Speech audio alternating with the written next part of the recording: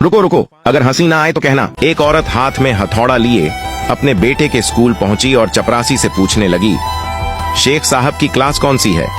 हथौड़ा देखकर चपरासी ने घबराते हुए पूछा, अल्लाह के वास्ते क्यों पूछ रही हैं? वो औरत जल्दी से बोली, अरे वो मेरे बेटे के क्लास टीचर हैं। चपरासी भागकर शेख साहब के पास पहुंचा और कहा, हुजूर, एक औरत हाथ में हथौड़ा लिए आपको ढूंढ रही है। शेख साहब के तो होश उड़ गए। वो फौरन प्रिंसिपल साहब के पास पहुंचे। प्रिंसिपल ने तुरंत उस औरत से मुलाकात की और बड़े अदब से बोले, अल्लाह की कसम, आप तशरीफ रखिए और बताइए कि बात क्या है। वो औरत बड़ी सादगी से बोली, बात कुछ नहीं है, बस शेख साहब की क्लास में जाना है। प्रिंसिपल हैरान होकर बोले, क्यों जाना है आखिर? वो औरत जवाब देती है, क्योंकि मुझे उस बेंच में कील ठोकनी है जहां मेरा बेटा बैठता है, क्योंकि वो हर 3 दिन में तीसरी पैंट फाड़कर घर आता है। ये है एक माँ का प्यार। पठान हज करके आया और आते ही सीधा दुकानदार के पास गया और बोला, मेरा खाता खोलो। दुकानदार बहुत खुश हुआ। उसने सोचा कि शायद उसका 3 साल का कर्ज मिलने वाला है। उसने जल्दी जल्दी खाता खोला तो पठान बोला, यहां मेरे नाम के साथ हाजी लिख दो। पठान दुबई के एक होटल में रोस्ट खाने के बाद हड्डी चबा रहा था। पास बैठा इंडियन बिस्किट खा रहा था। उसने पठान से तंजिया अंदाज में पूछा, खान साहब, तुम लोग हड्डी भी नहीं छोड़ ढाते? तुम्हारे मुल्क में कुत्ते क्या खाते हैं? पठान ने बोला, कुत्ते बिस्किट खाते हैं।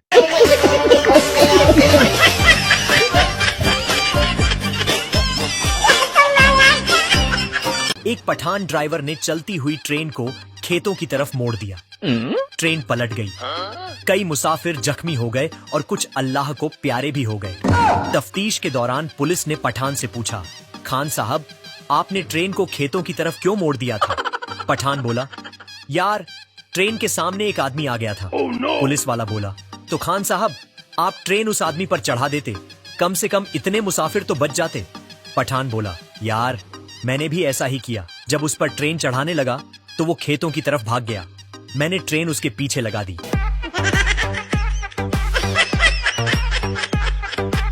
अगर आप भी ऐसी मजेदार वीडियो और चुटकुले सुनना पसंद करते हैं तो इस अकाउंट को फॉलो कर लें और अपने दोस्त का नाम मेंशन करें।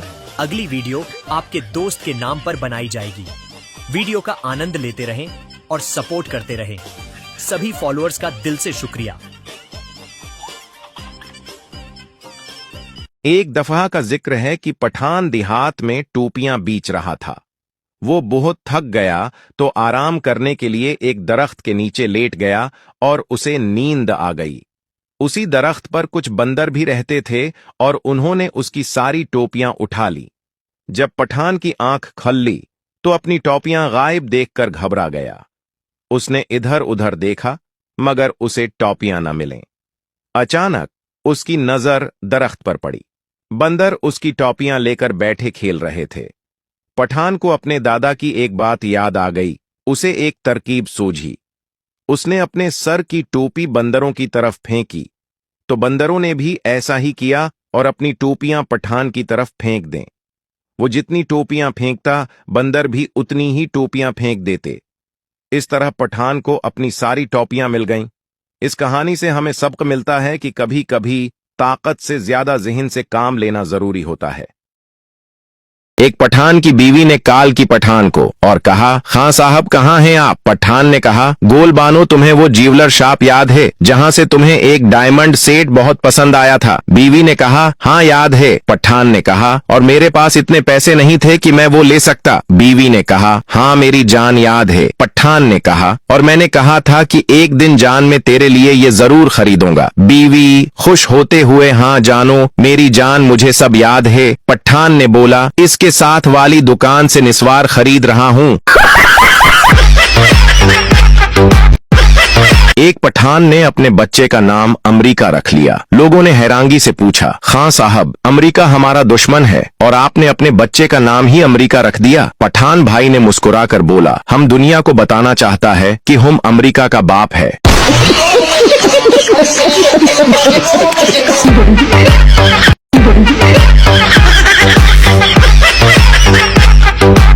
पठान ने अपनी शरीकी हयात से पूछा, बेगम, क्या वजह है कि मैं जब भी तुमसे झगड़ा करता हूं तुम मेरे कपड़ों को इस्त्री करने लगती हो?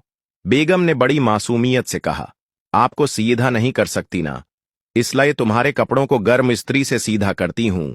वैसे इतने सालों में ऐसा कुछ हुआ तो नहीं, मगर क्या पता, शायद सीधे कपड़े पहनकर ही तुम भी सीधे हो जाइए। पठान ये बात सुनकर हल्का सा मुस्कुराया और जवाब में कहा, यार मैं सीधा तो हो जाऊं, मगर तुम कपड़ों की तरह हैंगर पे मुझे भी लटका दोगी। इसके बाद बेगम ने पठान की एक साफ शर्ट अलमारी से निकाली और पठान के सामने हाथ से मिल मिल के धोने लगी। पठान ने कहा, साफ शर्ट को क्यों धो रही हो? कहने लगी, आपको नहीं धो सकती।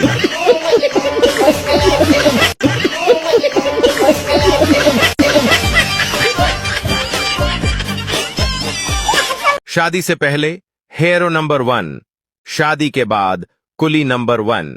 शादी से पहले मैंने प्यार किया, शादी के बाद ये मैंने किया।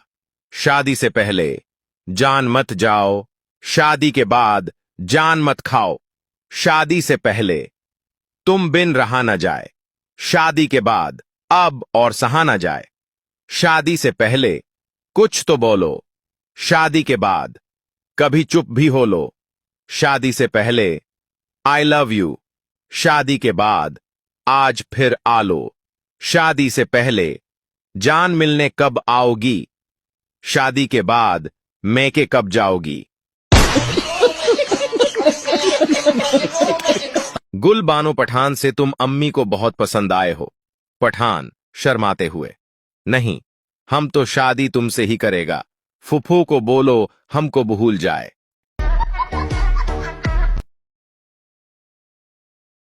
पठान ने अपने मोहल्ले में रहने वाले एक आदमी को खूब पीटा। बात पंचायत तक पहुंच गई। पंचायत में पठान से पूछा गया कि तुमने इस आदमी को इतनी बेरहमी से क्यों मारा? पठान बोला, ये आदमी पूरे मोहल्ले में कहता है कि अच्छे काम करो तुम सबको जन्नत मिलेगी। सरपंच बोला, ठीक ही तो कहता है ये बेचारा, इसमें बुरा क्या है? अब पठान ने सरपंच को ही पीट दिया। फिर मुखिया बोला, अब सरपंच को क्यों मारा? पठान बोला, मुखिया जी, जन्नत मेरी बेगम का नाम है। एक लड़की तोता खरीदने बाजार गई तो उसे एक बोलने वाला तोता बहुत पसंद आया।